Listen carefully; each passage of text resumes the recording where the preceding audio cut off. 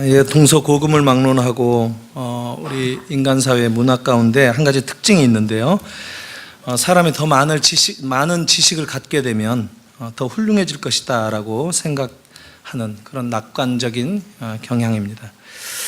이런 전제가 무엇 때문에 나왔느냐 하면 인간이 스스로 선한 의지를 가지고 자기가 살아가고 있는 환경, 주변 환경을 얼마든지 가지고 배운 익힌 지식을 가지고 컨트롤할 수 있다라고 여기는 그런 이 과학적 이상 때문이다, 이렇게 얘기할 수 있습니다.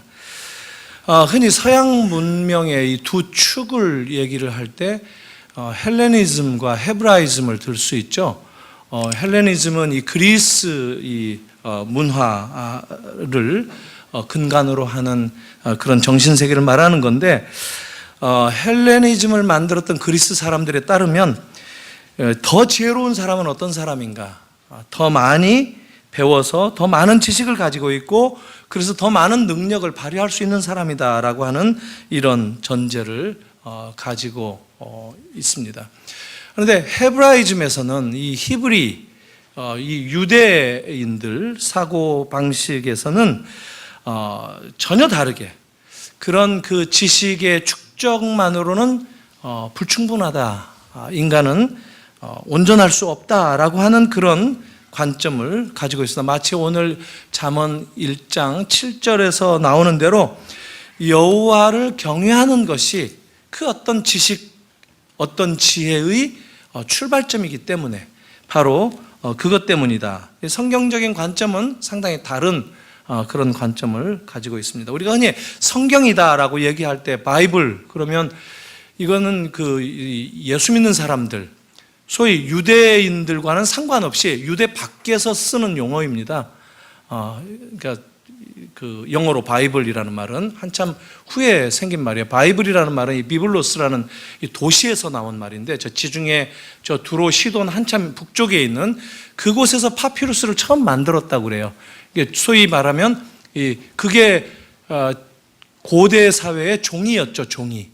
그래서 이 비블로스 여기에서부터 책이 나왔다 해가지고 이 책이라는 뜻에서 온 말이 바이블이라는 말이에요. 그러니까 유대인들하고는 전혀 상관이 없는 얘기입니다. 영어로 또 스크립처라는 말을 할 때가 있는데, 이 스크립처는 유대인들도 쓰기도 하고 우리 기독교인들도 쓰기도 합니다. 근데 정작 유대인들은 성경을 얘기할 때 자기들이 말하는 전혀 다른 이름이 있어요. 그게 뭐냐면 타나크라는 말입니다. 타나크.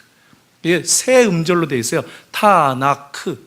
이 세 책에서 온 이름인데, 타라는 말은 이 토라라는 말에서 뽑아온 단어입니다. 토라, 율법이라는 거죠. 토라. 이게 나라는 말은 네비임이라는 말인데, 예언한다, 예언자들, 예언서에서 뽑아온 말이고, 또 케투빔이라는 말은 그냥 역사서, 시가서, 이렇게 그냥 문헌들이다라고 하는 이름에서 나온 말인데, 여기서 한 자씩 뽑아가지고 타나크라고 그래서 유대인들은 성경을 타나크라고 얘기를 해요. 우리 많이 알려져 있지 않는 얘기죠. 근데 이 타나크는 히브리 말로 되어 있죠. 히브리 말로 되어 있고, 또 이 히브리 말을 헬라어를 사용하는 시대에 흩어져 살던 이 자녀들을 교육하기 위해서 헬라어 성경으로 바꾼 번역을 한 책이 70인경이라고 있습니다. 이게 이제 신약의 그 저자들은 이 헬라어로 신약을 썼기 때문에 그 70인경을 인용해서 주로 신약책을 썼다, 이렇게 볼 수가 있습니다. 근데 이 유대인들의 한 가지 공통점, 구약의 특징을 한마디로 얘기하라라고 얘기하면 구약의 아주 요점, 핵심적인 가르침을 들을 때 여호와를 경외하는 것이다라고 얘기할 수 있다는 겁니다. 그래서 율법만 가르치는 게 아니고, 오늘 이 잠언서 같은 지혜 문학에서만 가르치는 게 아니고 예언자들도 가르치고 있고 모든 책들이 가르치고 있습니다. 오히려 이 지혜에 대해서, 여호와를 경외하는 것에 대해서 가르치는 것이 유대인들의 특징이고 성경의 특징이다, 이렇게 말을 해도 틀린 말이 아닙니다. 그러니까 성경에서는 어떤 원칙이 있느냐면, 아무리 인간들이 지식을 습득하고 많이 쌓아놓아서 그것을 가공하고 정제된 그런 사고를 만들어낸다 할지라도 그것은 그냥 정보적인 지식에 불과하다라는 겁니다.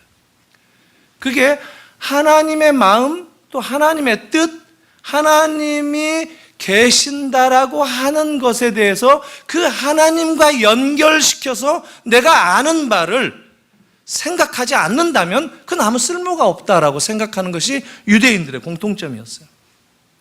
그것을 한마디로 말하면 오늘 이 잠언 1장 7절에 말하는 대로 어리석은 자의 지식에 지나지 않는다라는 겁니다. 세상에서 흔히 지식이라고 말하는 것, 세상 사람들이 지식의 이상이라고 말하는 것은 주로 여호와를 경외하는 그 개념이 빠져 있죠. 아니면 여호와를 경외하는 것을 거부하는 그런 것인데, 성경은 유대인들 이 구약 성경의 일관된 특징, 물론 신약 성경도 결국은 거기에 기초되어 있는 거예요. 근데 오늘 지금 잠언을 중심으로 구약을 살펴보기 때문에 제가 구약 성경을 중점적으로 말씀을 드리는데, 성경은 얘기하기를 그런 지식을 어리석은 지식이다라고 얘기를 합니다. 실제로 성경은 여호와를 경외하라라는 가르침을 누누이 말하고 있습니다. 반복적으로 계속해서 말하고 있습니다. 처음 율법이 주어진 책이 출애굽기였죠. 그리고 그 율법을 어느 정도 좀 정리하고 총정리하는 모세의 마지막 유언과도 같은 책이 신명기인데, 그 두 율법책의 공이 반복적으로 계속 나오는 게 여호와를 경외하는 것이 아주 중요하다고 가르쳐주고 있다는 사실입니다. 그냥 한두 번 나오는 게 아니에요. 근데 이것은 예언서에서도 마찬가지예요.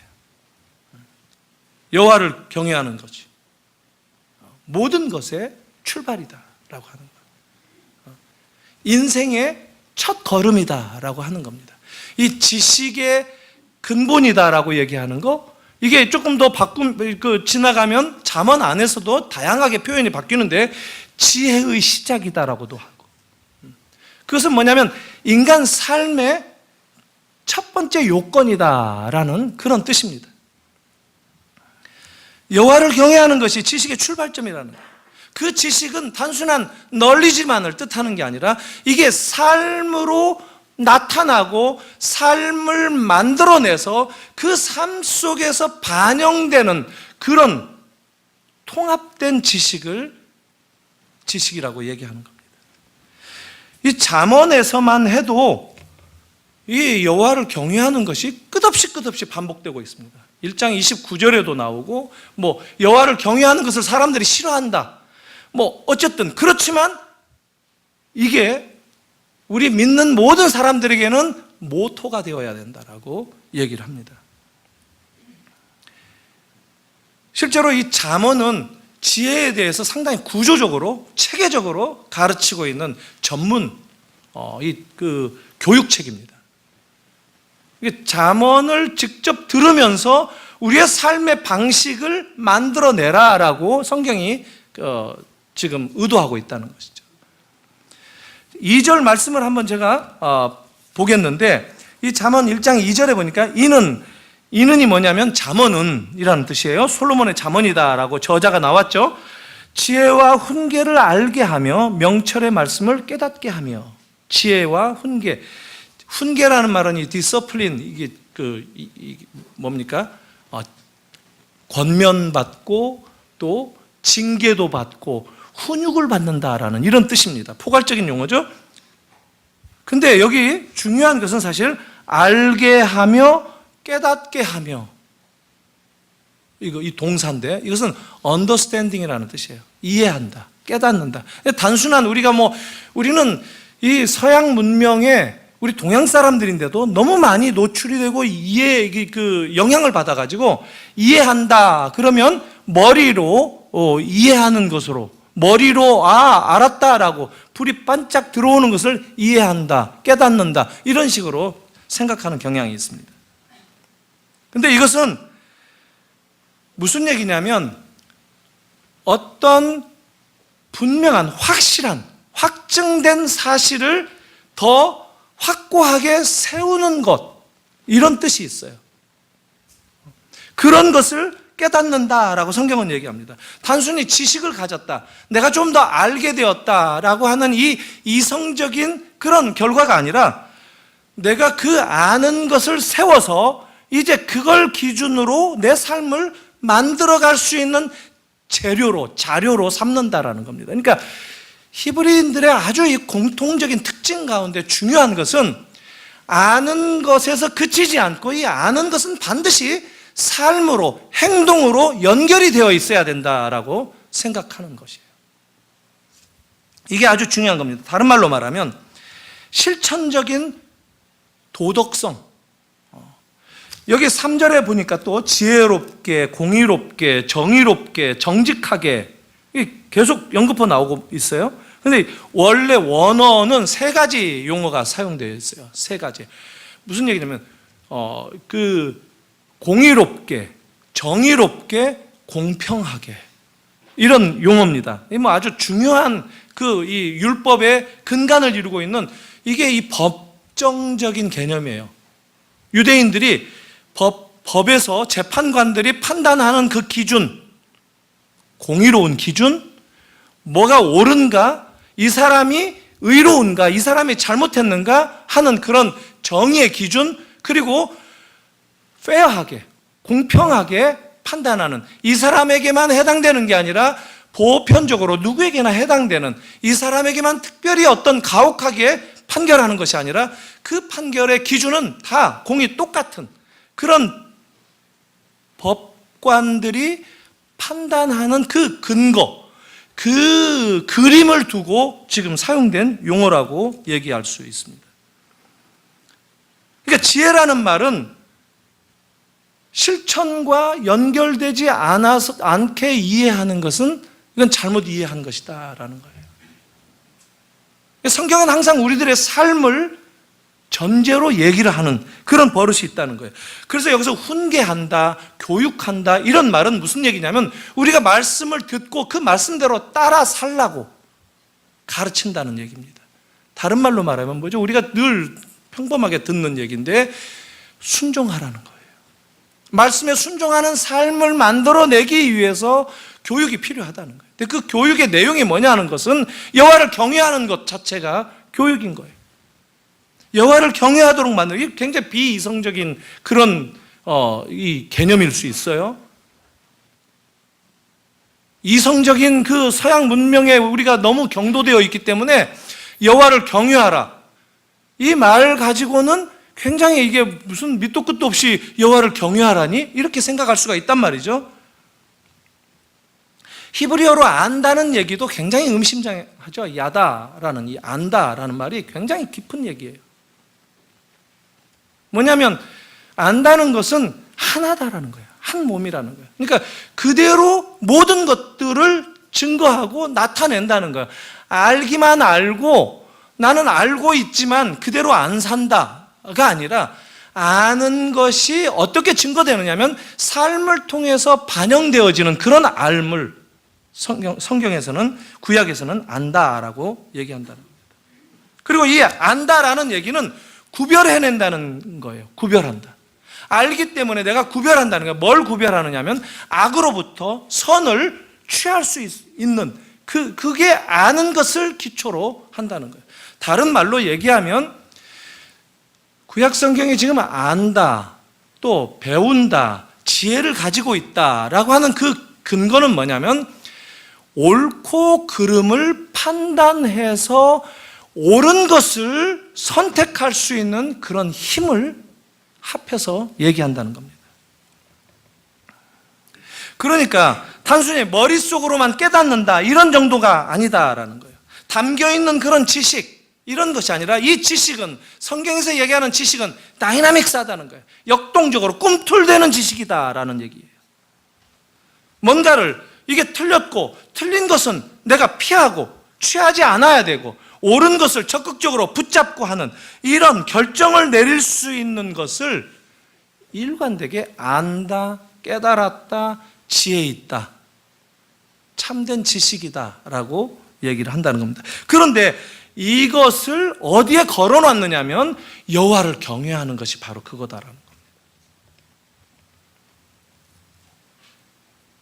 사실 이런 말씀을 하는 모든 그 근거가 율법을 가르치고 우리가 권면을 받아야 되고 알아야 되고 깨우쳐야 되고 그렇게 살아야 되고 순종해야 되고 하는 이런 모든 것들이 뭐냐면 여호와를 경외하는 것의 표현이라는 거예요. 근데 우리는 이 경외라는 말, 이라트라는 말인데 이거 좀 오해가 많이 있는 말입니다. 영어로는 fear, 공포, 두려움 이렇게 번역되죠. 하나님을 두려워하라. 그러니까 뭐예요? 늘 하나님은 화나신 무서운 분처럼 인상을 우리가 가지기가 쉽게 여호와를 경외한다는 말이 오해되어지는 게 더 많다는 거예요. 이것은 그렇게 부정적인 말만은 아니에요. 오히려 하나님을 공경하라는 거예요. reverence하다, 존경하다. 하나님을 존경하고 하나님을 인정하고 하나님을 우선으로 여기는 것, 이런 자세가 경외한다는 말이에요. 잠언의 목적이 바로 그것을 우리 이 인간 사회에 그 원리를 심어 넣어주고자 하는 것이다 라는 것이에요. 근데 사람들은 이 두려움, 이 fear라는 말은 뭐냐면 대상이 가지는 어떤 속성 때문에 내가 느끼는 감정, 이걸 두려움이라고 얘기하는 거예요. 흔히 fear, 공포. 우리가 공포를 언제 느끼죠? 어떤 대상이 있을 때 무서움을 내가 느낀다는 거죠. 중요한 것은 이 대상과 또 그것을 느끼는 주체, 이게 같이 사용되는데 여기에서 조금 수정할 필요가 있어요. 경외한다는 말. 우리 신자들은 사실 내가 주님을 믿는다, 하나님을 믿는다라는 것의 표현이 경외한다는 말이에요. 내 하나님을 인정하고 하나님을 사랑한다는 말, 이게 경외한다는 말이에요. 근데 하나님을 무서워한다. 우리 죄인이기 때문에 아마 그런 게 자연스럽게 뿌리를 내린 것 같기도 해요.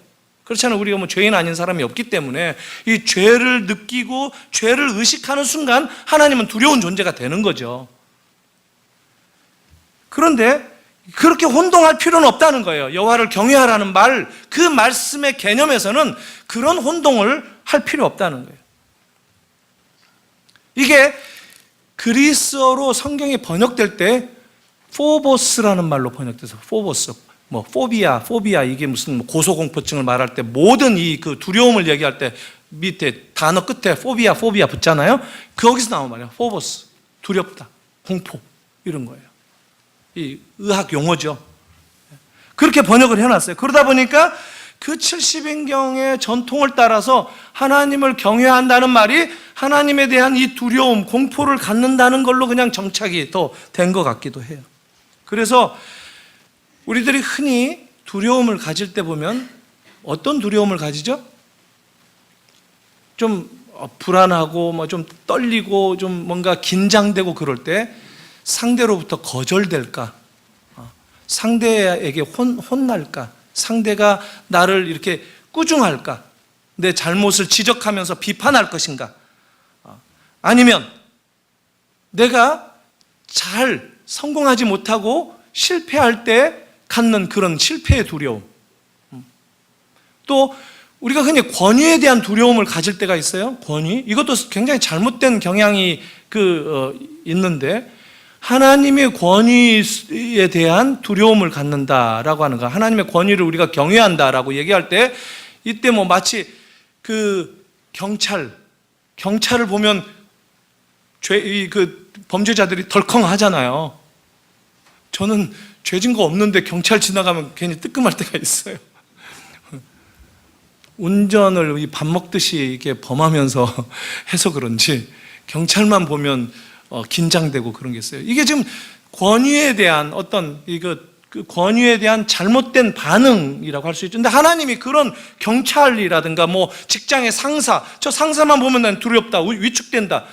하나님은 그런 보스나 경찰이 아니라는 거예요. 사실 거절당하고 비판당하고 실패하고 권위로 하나님이 우리를 대하시는 경우는 거의 없어요. 오히려 정반대죠. 그렇죠? 우리를 거절하기보다 오히려 우리를 기다리시는 분이시고, 우리를 안아주시는 분이시고, 우리를 이렇게 가혹하게 비판하고 심판하시는 분이라기보다 오히려 우리의 죄를 덮어주시고 다시 기회를 베풀어 주시고, 오히려 그 권위가 따뜻한 권위, 사랑하는 권위로 나타나고 하는 것이 훨씬 더 많지 않아요? 인간들이 갖는 가장 궁극의 이 두려움은 뭐냐면, 흔히 실존주의자들이 얘기할 때 죽음이라고 그래요. 죽음. 그래서 왜 이 죽음을 향해서 인간은 던져진 존재다 뭐 이렇게 얘기하잖아요. 던져졌는데 이게 그 땅에 이렇게 발을 딛고 서야 되는데, 그래야 안정감이 있잖아요. 우리가 다 지금 땅 발 딛고 서 있잖아요. 근데 이게 압그룬트, 언그라운드라고 그래요. 이게 땅이 없는 곳에, 허공에 떠 있다는 거예요. 그러니까 얼마나 불안하겠어요. 던져졌는데 어디에 그냥 대롱대롱 허공에 떠 있다는 거예요. 이런 존재를 인간 존재라고 실존주의자들은 얘기를 했어요. 근데 그 인간이 죽음을 향해 가고 있다는 거예요. 이게 풀 수 없는 인간이 갖는 수수께끼라는 거예요. 인간은 그 죽음을 피할 수 없다고 보는 거예요. 그래서 불안하고, 그래서 두려운 거예요. 사실 죽음을 이겨낸다면 불안할 게 뭐가 있어요? 근데 하나님은 이 죽음을 이겨주셨잖아요. 기독교에서 말하는 부활이 바로 그런 거예요.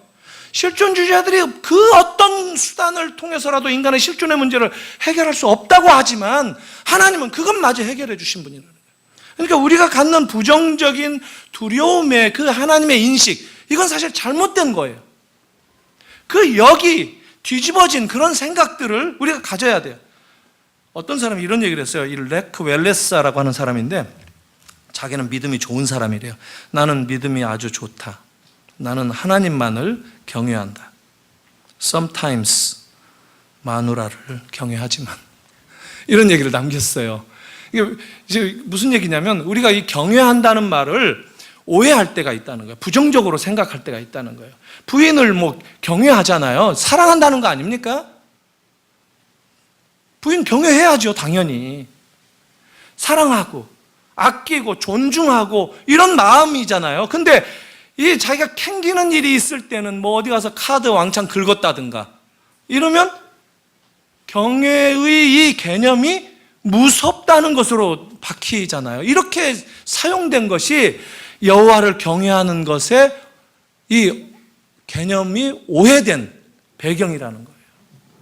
우리 죄가 만들어낸 것이지, 원래 여호와를 경외하라, 이 말은 굉장히 좋은 거예요. 긍정적인 거고, 하나님이 우리를 찾아오시고 하나님 우리를 만나주신다는, 아주 우리가 그거 없이는 살 수 없을 것 같은, 그거 없다면 공부를 아무리 잘한다 한들 소용없고 어리석을 수밖에 없는, 바로 그것을 우리에게 주신 것이 여호와를 경외하도록 우리를 세워주셨다는 겁니다.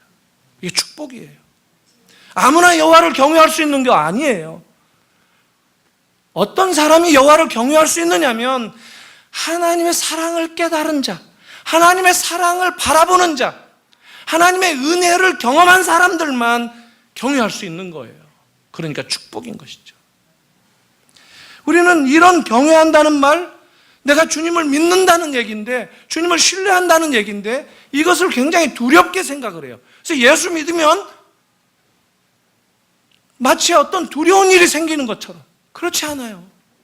이걸 우리가 수정할 필요가 있는 거예요. 예수를 믿으면 옳고 그른 것이 무엇인지 분별할 수 있는 이 자각이 확인이 돼요. 확립이 돼요.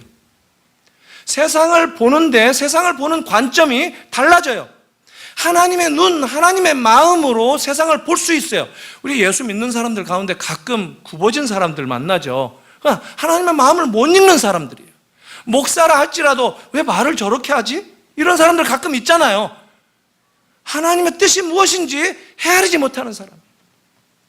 자기식대로 살아가고 자기식대로 자기 관점을 고수하고 할 때 그렇게 주장하는 거예요. 근데 여호와를 경외한다면, 하나님의 은혜를 경험했다면, 하나님의 그 마음을 헤아리려고 한다면, 그분이 바라보는 그 관점을 가지고 세상을 바라보게 되어 있다는 거예요. 그렇다면 우리가 많은 지식을 쌓지 않아도 이 세상의 옳고 그름을 판단하면서 얼마든지 하나님의 또 다른 많은 말씀들을 순종하면서 살 수 있는 충분한 조건들을 갖추게 된 셈이다라는 겁니다.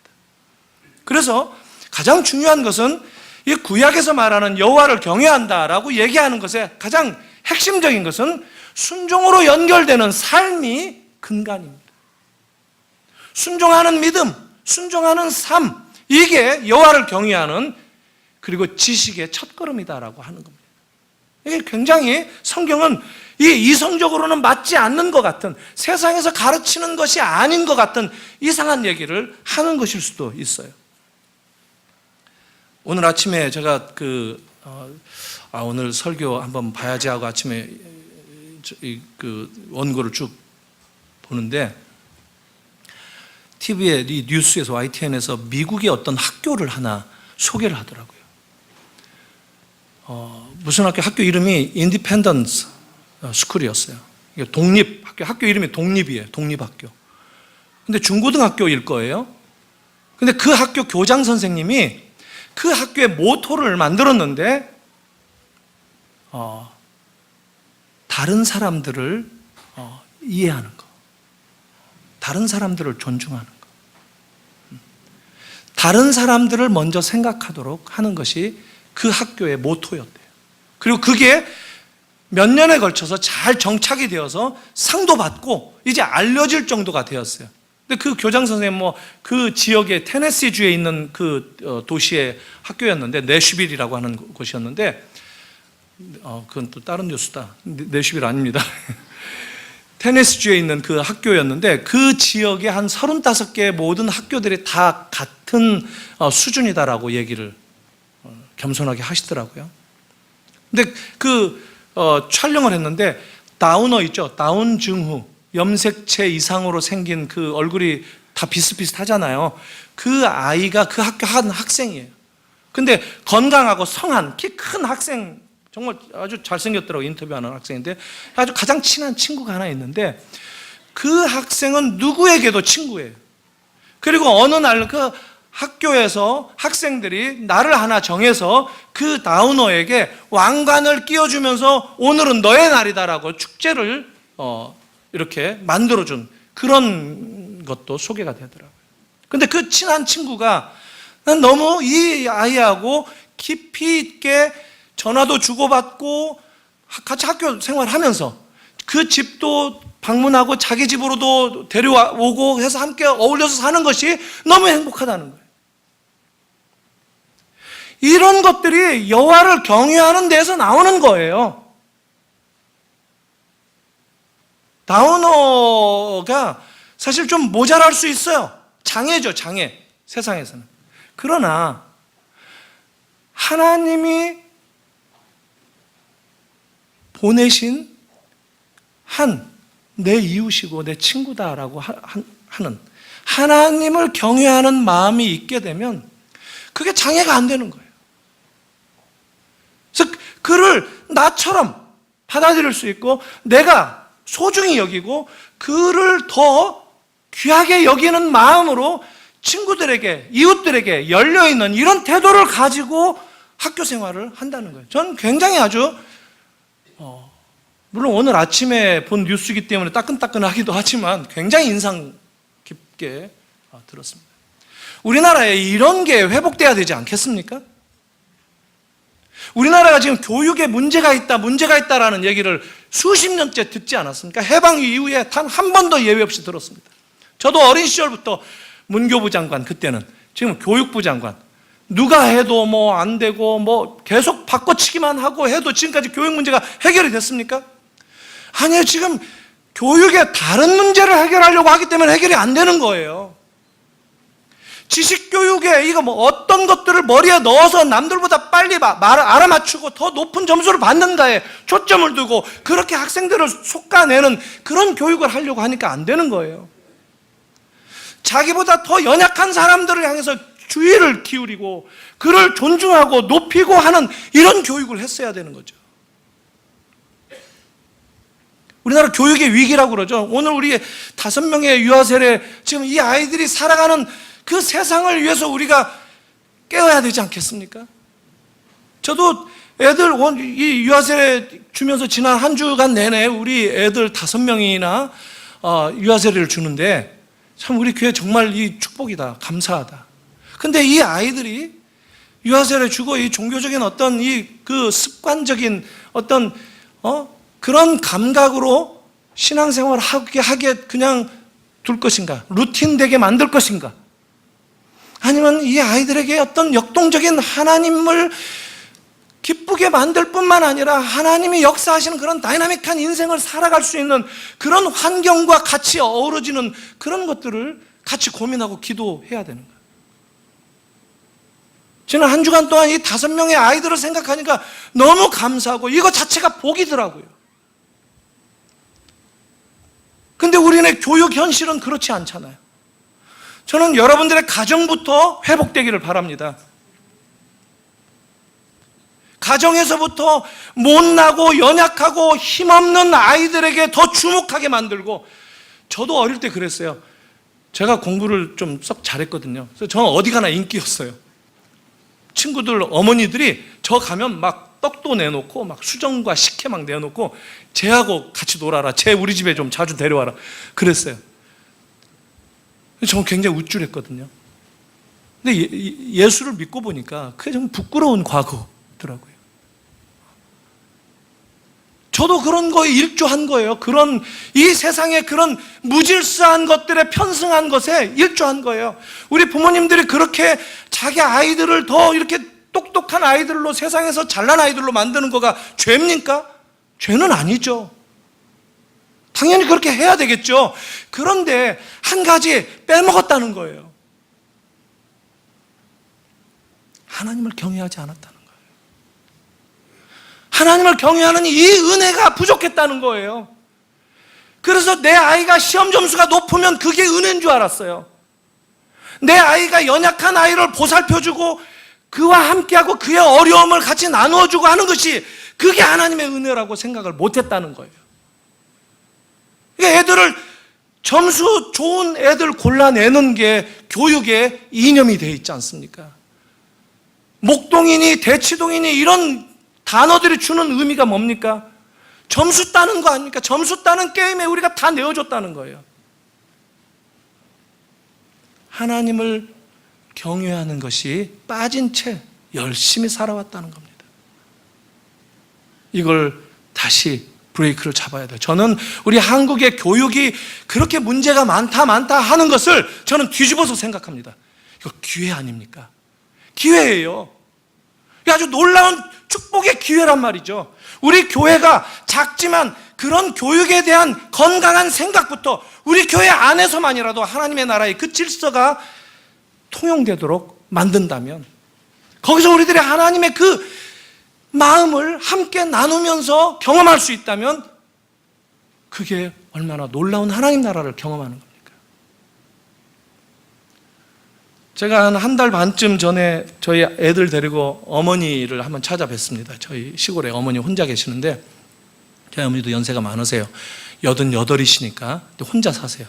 저희 어머니는 일평생 뭐 한 두세 번 저한테 전화를 먼저 하시는데, 그 어머니가 한 10년도 좀 넘었네요. 저한테 전화를 하신 적이 있어요. 굉장히 역정이 나셔가지고, 화가 나셔가지고. 근데 아주 심각한 화를 내셨는데, 이번에 어머니 찾아뵀을 때 어머니가 그 얘기를 하시더라고요. 그래서 그때 미안했다고. 그래서 제가 오히려 더 어머니 왜 기억도 안 한다 그러면서 오히려 제가 좀 민망해지더라고요. 근데 뭐였느냐면, 제가 우리 애들 학교를 안 보냈어요. 우리 애들은 중학교, 고등학교를 안 다니는 애들이에요. 예. 그때 당시에 이제 큰 아주 무모한 결정을 내린 거죠. 무모한 실험을 한 거예요. 근데 저는 실험할 마음도 없고 그런 정도의 여유도 없었어요. 그냥 학교를 안 보내고 뭔가 좀 다르게 좀 애들이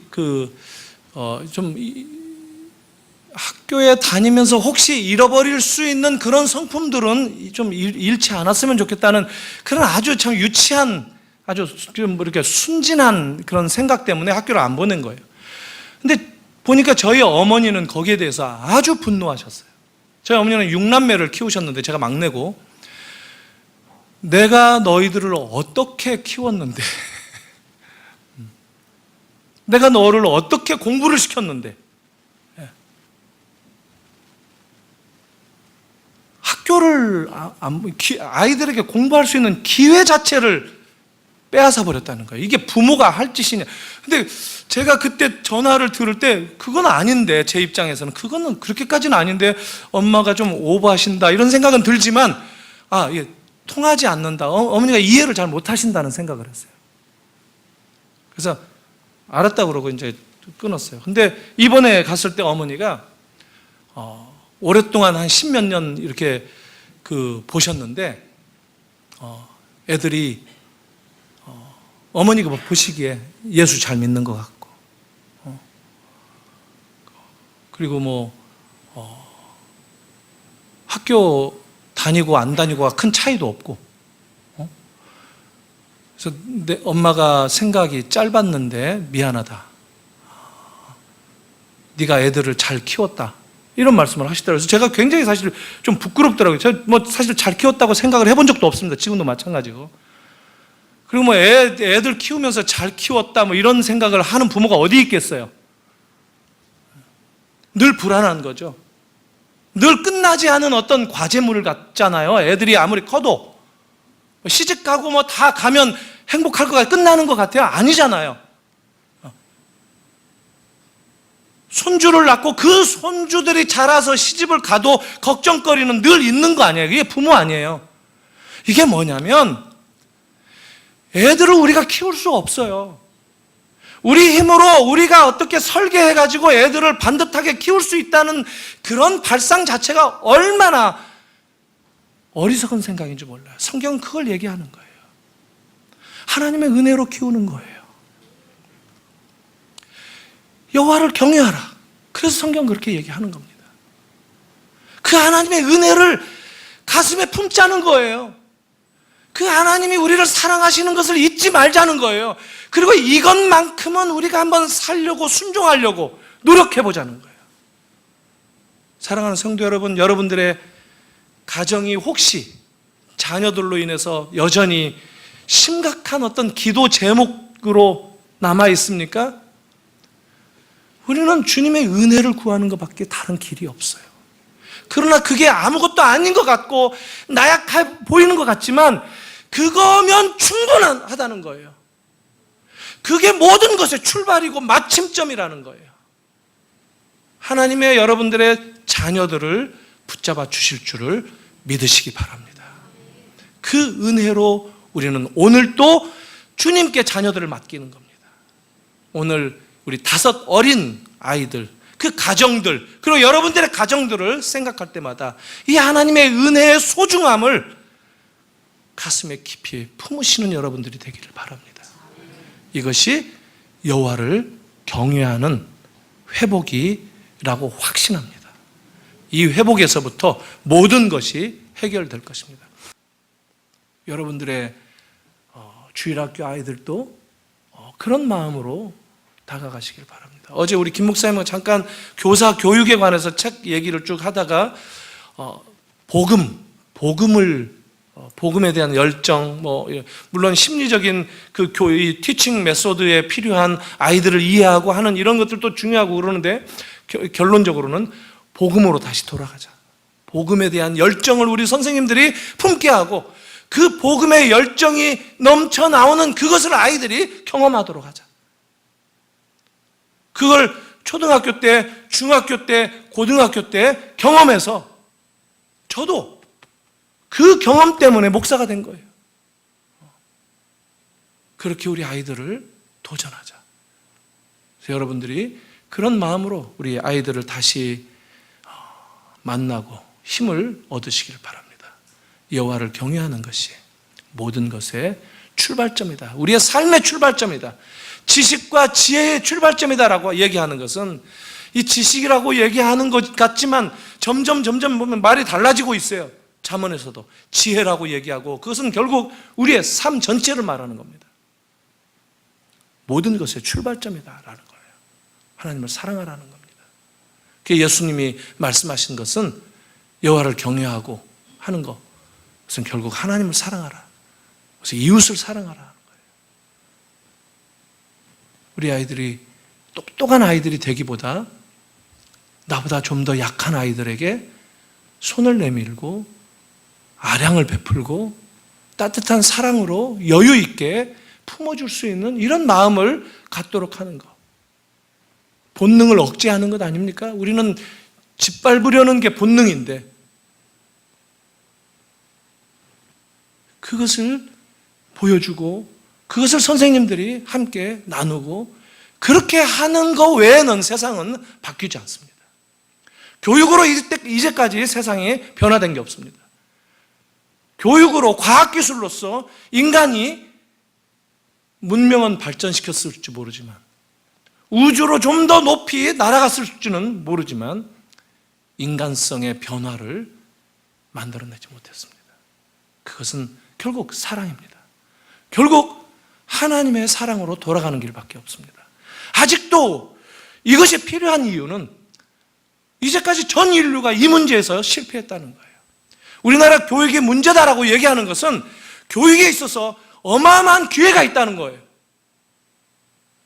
저는 지난 한 10여 년 동안 우리나라의 이 교육의 기회를 보고 있어요. 교육에 엄청난 기회가 우리에게 주어진 셈입니다. 이것을 믿음의 눈으로 함께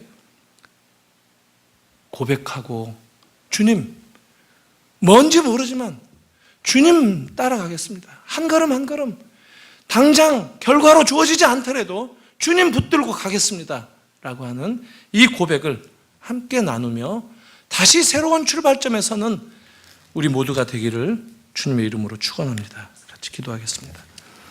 하나님 아버지, 은혜를 감사합니다.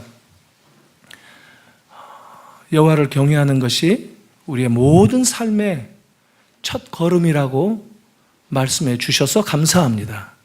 우리가 가진 것이 없고 또 이루어 놓은 것, 깨달은 것이 없지만 주님 사랑하는 이 마음 다시 시작하겠습니다.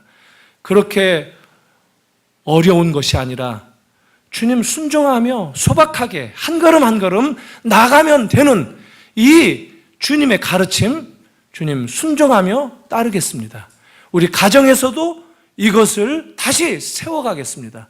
우리 주일학교 아이들을 만나는 그 현장에서, 우리 교회 사람들을 만나는 그 관계 속에서 여호와를 경외하는 이 근본을 다시 세워가기를 원하오니 주님 은혜를 부어주시고 저희들을 다시 한번 주님의 자녀된 마땅한 도리의 첫걸음부터 출발할 수 있도록 은혜 위에 은혜를 더하여 주시옵소서. 예수님의 이름으로 기도하옵나이다. 아멘.